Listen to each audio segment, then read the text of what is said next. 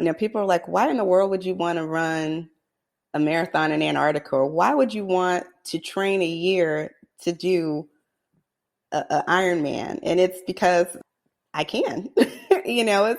There was a time where I didn't believe that I could, but when I got to the point where I believe that I can, it just put me in a completely different mindset.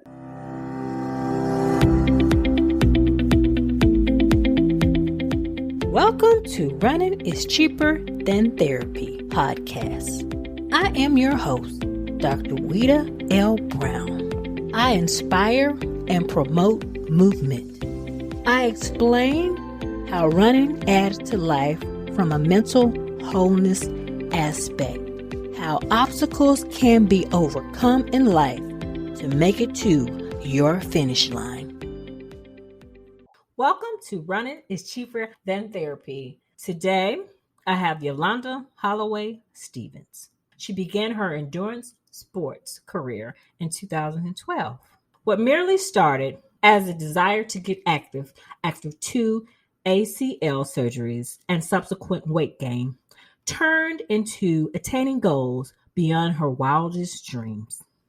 In 2012, in April, right before her birthday, Yolanda completed her goal of finishing a 10K race. Her original goal was a 5K, but due to scheduling conflicts, she couldn't do the 5K that she wanted to do. And the only thing that was available prior to her birthday was a 10K.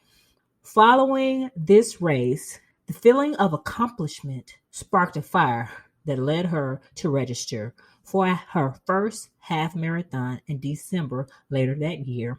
Since 2012, she has completed 17 marathons and 33 half marathons. But her greatest marathon adventure occurred in January 2020 when she traveled to Antarctica to run 26.2 miles on the White Continent. She was a part of a group called the Black Ice Project, where Black fraternity and sorority members ran a marathon together in Antarctica. In 2016, Yolanda set out to conquer a new challenge, triathlon, but there was one problem. She did not know how to swim. We have that in common. She sought a coach, learned how to swim, and started her triathlon journey. We actually met when she did her first 70.3 in Augusta. Since then, she has completed 3 half Ironman races, completed in the USAT National Championship Olympic distance, and she recently completed her first full Ironman race in Cozumel in November. Yolanda is also a mother of 2 and works as a senior director of human resources for a multimedia publishing company and is a 4th-year brand ambassador for Betty Designs. Please welcome Yolanda to the show. Well, thanks again for joining me today. Thank you so much for inviting me on. It's my pleasure. My first question is, what got you into endurance sports? Well, I don't want to say it happened by chance because, of course, we have to work for it, but I started my journey with walking, and it was more so walking to a lot of things I was going through in my life. It was divorce. I had 2 knee surgeries, and I had put on a lot of weight. And one day my doctor said, you know your family medical history with my father having heart disease, my mom having diabetes. And he asked me, he said, do you want to be around to see your kids and your kids grow up and your children's children? And he said, if so, you need to make a change now. And I think I was 37 at the time. So I just got up and I started walking. I put my headphones on. I picked a 3-mile route around my neighborhood. And that was my only goal, was just to get moving. Okay. So how often did you walk your 3 miles? Like how many times a week? Maybe 3 to 4 times a week. There was no goal outside of just completing the course. And I just started moving, and I started seeing that I was feeling better and that I had a little bit more energy. And then from there, I challenged myself to run for 3 houses or kind of jog for 3 houses. And then I would walk until I felt like going again. And I would add on a run house, take off a walk house. And eventually my ultimate goal was to do a 5K. That was actually my bucket list at the time. Okay. And you started in 2016? No, this was 2012. 12. Okay. And you had knee surgery. What kind of knee surgery did you have? Two ACL. How did you tear your ACL? Dancing. I had danced most of my life. I started dancing when I was 3 and danced through high school and through college. When I graduated, I danced for a semi-pro football team, and it was during an audition that I blew my knee out. That was my first dance injury, and I was, I think, 22 at the time. Then years later, I had probably 4 years later, I tore my ACL again. And that's when the doctor was like, you're not going to dance anymore. And I put on a bunch of weight because I had 2 surgeries that year, one to fix my meniscus and another one to fix my ACL. So it kind of had me out for a little bit. So did your injuries cause you to be down, like after you had surgery, because you couldn't move like you used to? Yes, absolutely. Like I said, I danced most of my life. So to be sat down for a year, to not have much physical activity because I was on crutches for about 5 months. I put on weight, and I think, with having issues with my marriage, I got depressed. I did. And that getting out to get active a few years later is kind of what brought me out of that. Well, that's good. I tore my ACL, but it wasn't a complete tear last March, and I had surgery last December. And I still feel like I can't run, so I'm kind of like, I mean, I walk, but I feel like I get sad sometimes because I'm not like where I was before. So I Right. can kind of relate, even though I didn't have to have a complete ACL reconstruction, so it wasn't as lengthy. But like my knee bothers me now from my bike ride I did Saturday. Mm-hmm. So And it took a while for that last one I had was a complete tear. So I had to get that one reconstructed, and it took a while to get back. But I was never a runner prior to that. That was just not my thing. it was dancing. It was dancing, and the track coach in high school tried to get me to come out to join the track team. He said, if you can dance for hours on end, of course you have the stamina to run. And he said, come out to track tryouts. And I was like, okay, I didn't have competition season for another 5 months. So I went out and I did a half a lap of warm up, and I was like, no, that's not for me. So tell me about your first race, your 5K, after you trained for your 5K.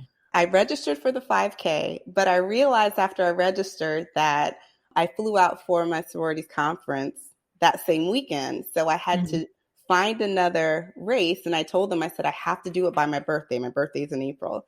I said, that's the promise I made to myself. They said, well, actually, the only race that we have before April is 10K. And I'm like, I didn't know. 5K was my goal. That's twice as much. Yeah. Right. So they said, well, we have one in July. And I said, no, I promised myself by my birthday. So I stuck it up and I did a 10K. That was my first race. So tell me how you felt when you crossed the finish line. I cried Did because you? it was something that I never imagined that I would do. I mean, again, I said running wasn't my thing, but over the course of a year of me challenging myself to run, jog a little bit further and then walk. And I started feeling better about myself and I started having more energy. It was a huge accomplishment for me to finish that 10K and do it in a good time. For me at that time was a great time. It was over the goal that I had set for myself. It was just an amazing feeling to cross that finish line. So after your first 10K, what made you continue running and doing other stuff afterwards? It was the feeling of accomplishment. It was that, and through the process, I started dropping a little bit of weight, the weight that I put on. I mean, from the time that I was dancing for the semi-pro team up until probably a year after my surgery, I'd put on a lot of weight. I was up to 235 pounds. And through the course of me doing my run walk and training for my first race that first year, I had dropped weight. So probably a year and a half into when I started, I had lost about 60 pounds. By the time, probably 2 years after I started my run walk journey, I had lost 60 pounds. So that it's the feeling of accomplishment and meeting my little step goals is what just kept me adding on something different. Like I want to then do a half marathon. And then I set a goal to do a marathon, and it just went on from there. What was your first marathon? Disney, because I said I was one and done. So I said I live in Orlando. I said I wanted it to be something fun. Disney makes everything magical. So I said if I'm going to do just one marathon, then I want it to be something that's an experience. And so I did Disney, and that was an experience in itself. I mean, I literally thought I was going to fall asleep on my feet when I was running. I was so Really? exhausted. I think when I came around I think it was around mile 24. So I was in the home stretch, and I honestly did not think that I was going to be able to make it any further. And I came around a corner, and Disney had a full gospel choir singing Kirk Franklin. And I could have Mm-hmm. fell out right then, but that's all I needed. And I got through the finish line, and I was boohoo crying. The lady was like, "Are you okay?" I'm like, "No, I'm good. I'm good." The tears of joy. It was straight tears of joy. And then I signed up for another one the following month. You did another one the following month? And the one after, in the month Another after that. marathon? Which one? I don't even remember. But I know I signed up for 3 in a row. I think the last one was Tomoka Marathon in Ormond Beach. But it was, yeah. So, what is your favorite road race and why? Favorite road race was New York. New York Marathon. Why New York? It was going through the different boroughs, and every borough had its own flavor, and there was so much crowd support. It was a party from beginning to end. I mean, it was a close tie between that one and Chicago, but I think just, you go through the Boogie Down Bronx, and they're like, "Welcome to the Bronx," and they have all of their music playing, and then you went through another borough, and it was just a great experience. What year did you do New York?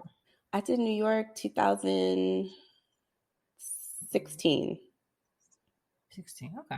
Hmm. I like New York too. My favorite is Chicago though. And second in Berlin. Okay.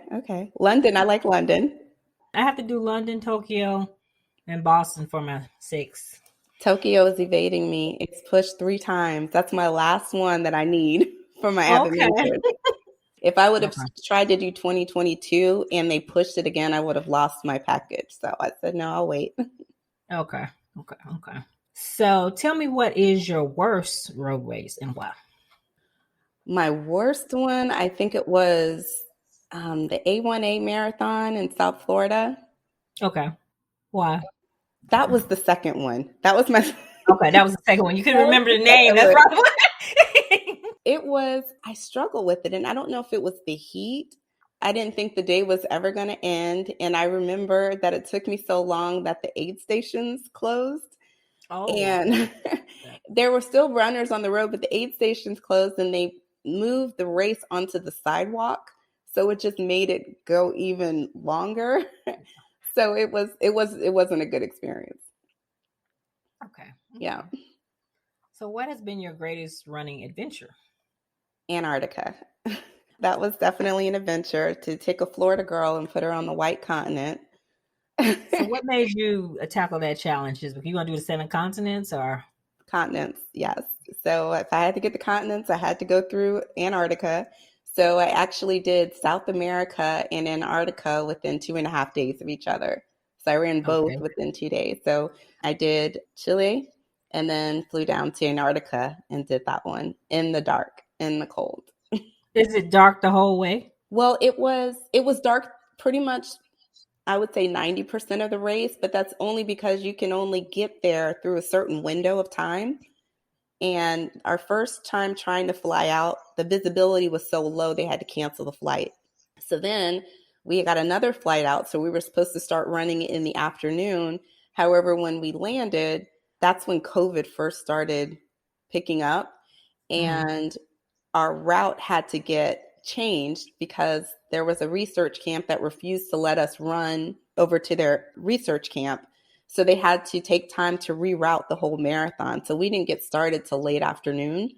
What time was it about? What I think it was maybe about 6 o'clock. So we had about an hour of light, and then it went to complete darkness because, of course, there are no paved roads. There are no, did you have a headlamp or something? They only had a few of them, so not all the runners had one. So you tried to buddy up with someone who had one, but of course, everyone has their own pace. And it was literally, I think we did a few thousand feet of elevation on that run because when they rerouted it, it was all up and down a mountain, pretty much. How many runners participate approximately each year? We had I don't know if you heard of Black Ice. We had a Yeah. group that went, okay, so it was us and probably an additional 14 or 15 runners. Their portion of the race was flat, so that was our break. But since they cut it off, all we had was the hill. How much elevation was it? I want to say it was about 2,600 in the dark. And how cold was it? It was 14 degrees, the wind chill. The whole way? Mm-hmm. And the wind it ranged between 15 to 20 miles an hour. So it was dark and cold. And then it started raining. And raining. And raining. And hilly. And hilly. And muddy. Oh. It was an experience. So how much longer did it take you, say, to run that marathon versus your usual? Oh, probably about double the time. It was a long night. Because it was dark, I went back to my tent because we had to sleep in tents. And I got my cell phone and I had to use the flashlight on my cell phone to light the way because it was total darkness. On the road that you were running, you didn't want to twist your ankle by stepping on a rock. So you had to be really careful. That would have been me. I do that on regular roads. So mm-hmm. I've twisted my ankle in two races. Yeah. So it was so dark that there were times where I heard water trickling. I'm like, okay, so that must be the water. So I need to move a little bit to the left because it was that dark outside that you couldn't tell if you were going to walk onto the water because we were walking against the water, or if you needed to go the other way. It was just dark. Did y'all have run into any wildlife? We saw walruses and a lot of penguins, but that was it. Walruses and penguins. Would you do it again? Absolutely. Would you?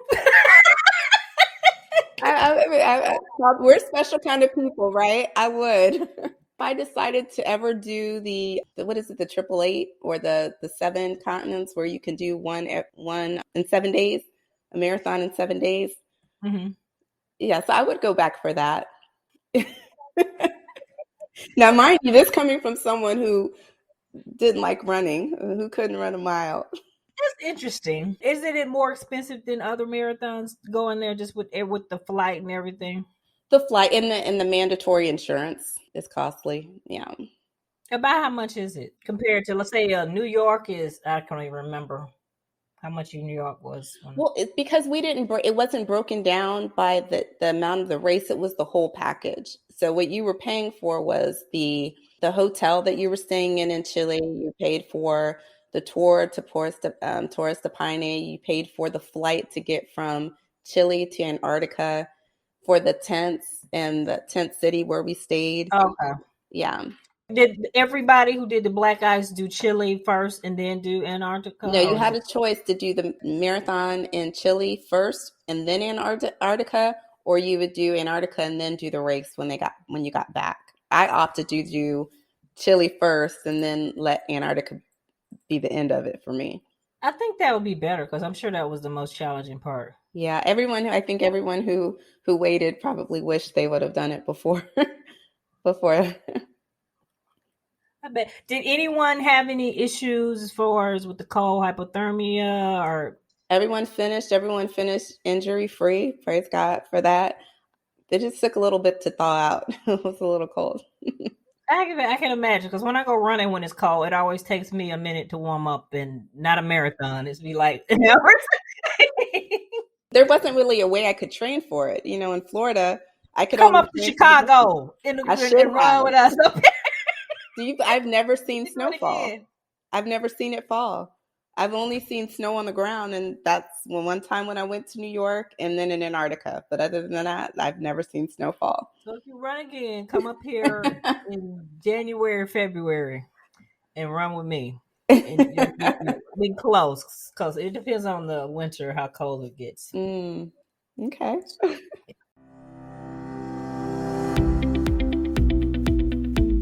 Season 3, we will continue the new segment called Ask the Doc.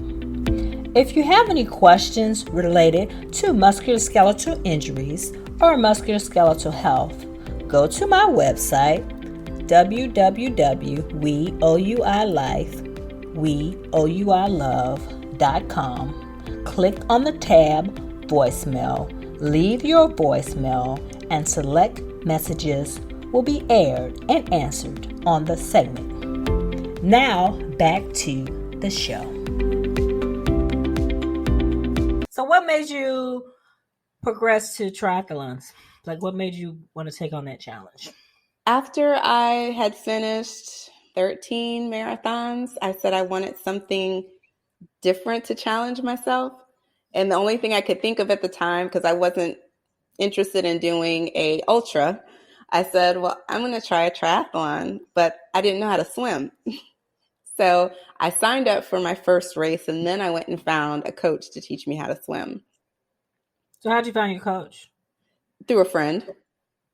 And what was the hardest part for you for learning how to swim?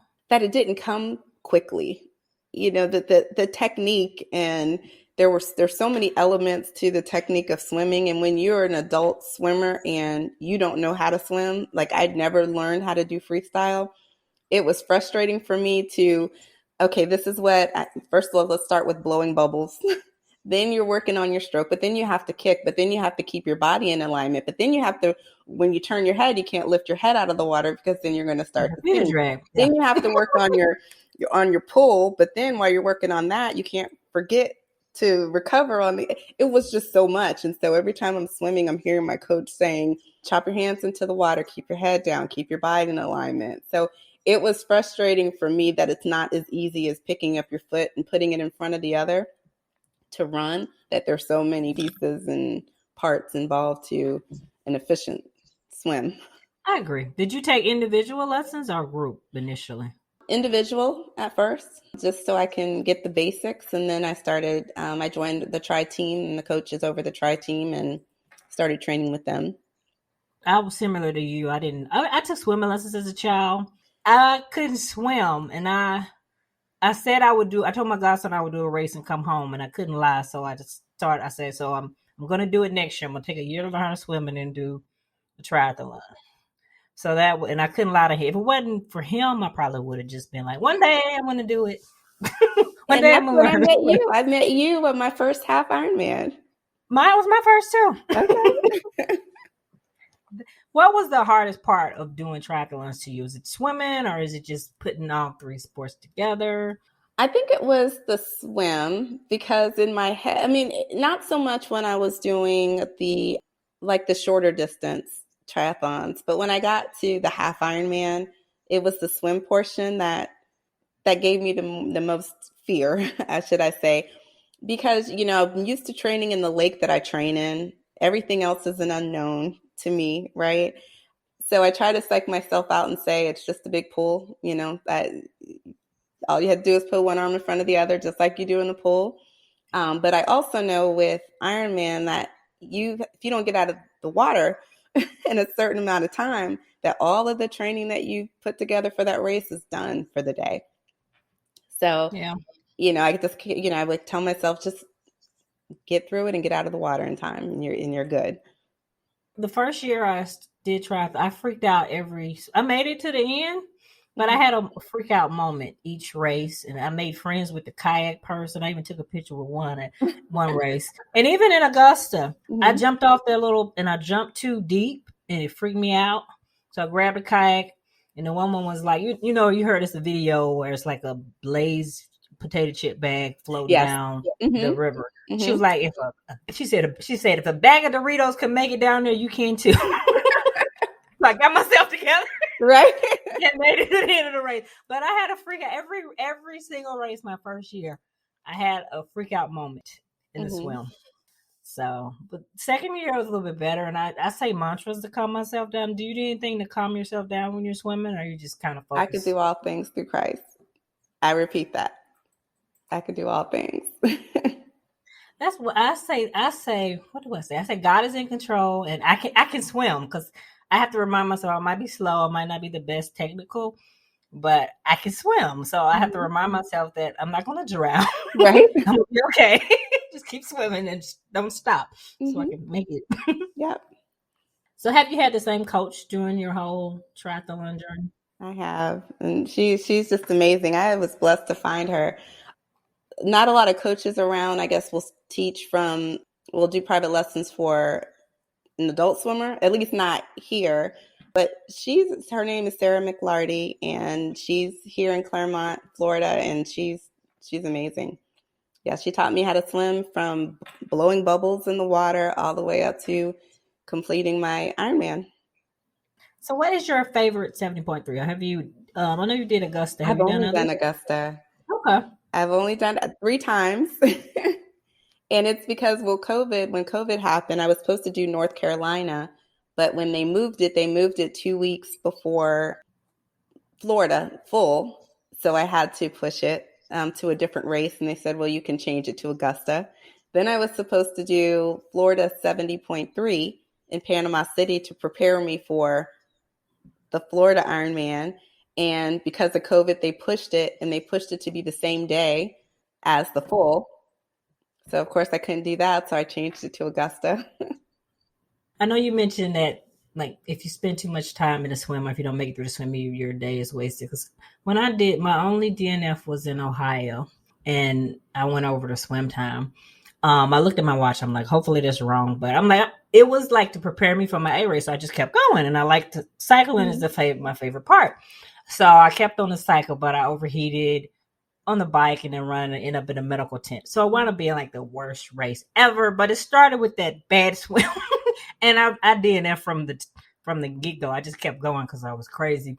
But I learned, even though that was like an awful race, I learned a lot about nutrition, and I cite poorly, which is something I'm going to work on this season with my coach. But I learned a lot, even though it was a bad race. Have you had races where you like they were awful, but you learned and it helped you make it through the next race? Absolutely. Ironman Florida. That was the hardest thing I thought that Antarctica was hard. But swimming, first of all, let's start with the temperature in Florida dropped into the 40s Mm-hmm. for the weekend of the race. And that's cold for Florida. Yeah. That's cold in Florida. What was the water temperature? May have been 69. It was much, much warmer in the water than it was on shore. But the wind had picked up to about 15 miles an hour. So it created an extremely choppy ocean.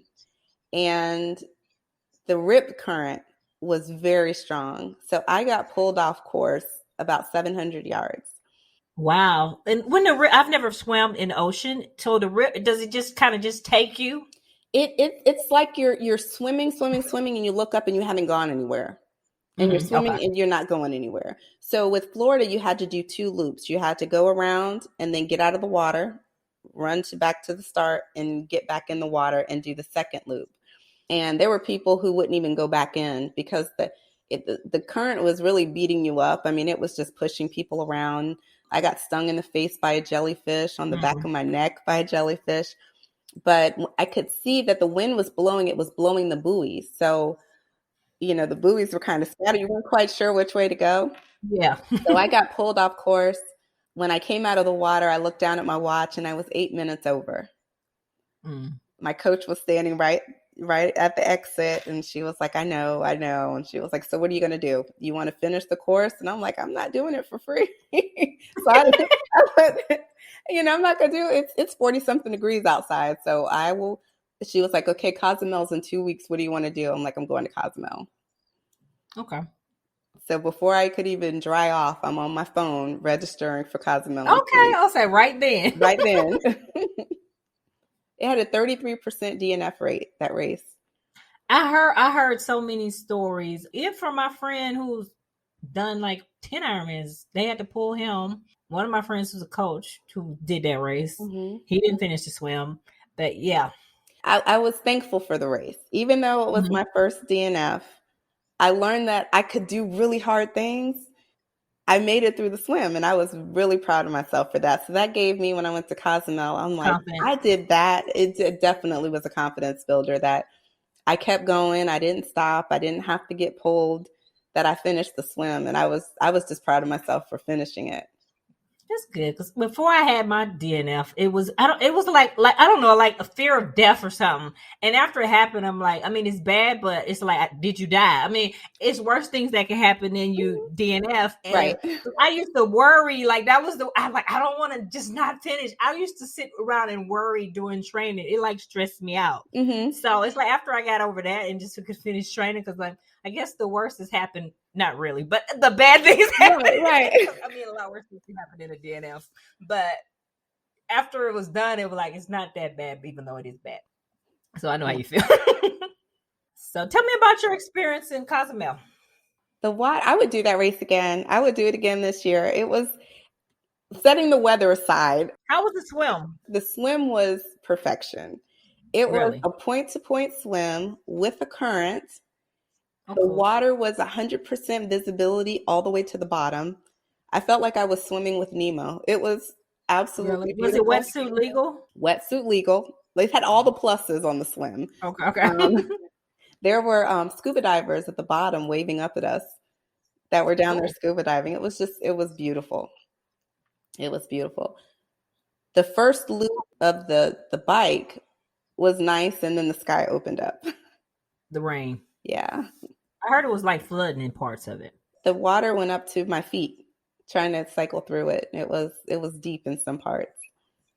Wow. Like, so you were like swimming. But you know what? After I went, when you get to the backside of the island, there's nothing out there. It's just road, right? So you could see across the island, and I could see the dark clouds, and I saw a lot of lightning. So I was just praying. I'm like, when I get back to town, please don't let them cancel the race, because it was lightning and thundering that bad. But Mhm. silly me, in the rush of things, I put sunscreen all over my face because it was supposed to be hot. So when the water started, the rain, it was washing the sunscreen into my eyes. So I was cycling with like It was one hard eye to see. open because my eyes were burning. Oh, Lord. But I'm like, I will finish this. I will finish this. So was it flat? Yes, it was flat. Okay. How was the run? The run was flat. So that was 3 loops Flat. as Okay. well. So 3 loops around the island, and then it was 3 out and backs on the run. Okay. And what was the temperature? Was it hot? Well, I'm from Florida, so it was perfect for me. It was low 80s. So for some that's hot, for me that's a cold front. Oh, goodness. So part of my podcast is to feature guests who've overcome obstacles to make it to their finish line. Can you tell me about an obstacle that you had to overcome, whether it be running, triathlons, or just in life, and how you overcame? I overcame not believing that I could do hard things. It was never, ever a thought in my mind that I would ever do an Ironman, let alone learn how to swim and do a triathlon. So I take it back to when I ran my first mile. It was getting past the belief that I could do more. And I think that, as I accomplished a little bit more, that's what, people are like, why in the world would you want to run a marathon in Antarctica? Or why would you want to train a year to do a Ironman? And it's because I can. There was a time where I didn't believe that I could, but when I got to the point where I believe that I can, it just put me in a completely different mindset. So I think, as I conquered the goals that I put ahead of me, I just had to get past me. So I think that's it. I had to conquer my mind, to get past that. That's good. So, and if adult Yolanda could go back and talk to a younger version of yourself, what would you tell yourself? I would tell myself that, and it sounds very cliche, especially because it's the Iron Man logo, but anything is possible, because it is. And I would look back and tell myself that you can do hard things, and that all it takes is you to make up your mind that that's what you want. Not wish for it, but work for it. True. is what I would tell myself. So, what's on your bucket list as far as endurance events? I want to finish my continents. So I Okay. have Australia, Africa, and Asia left. And Okay. I'll knock Asia off when I do finish my Abbott Major. So I need to get Tokyo out of the way because that Okay. will kill two birds. And then I want to summit Kilimanjaro. Oh, I want to do that too one day. You want to do the 7 continents in 7 days too? Mm, Is that on your list? if I won the lottery, yes. If I won the lottery, yes. But that's not a goal I've written down. The ones that I've written down and made it plain on paper, that would be my 7 continents and Kilimanjaro and my Abbott Majors. Okay. Abbott Major's almost there. Almost there. Come on, Tokyo. Any last minute words of advice for my listeners?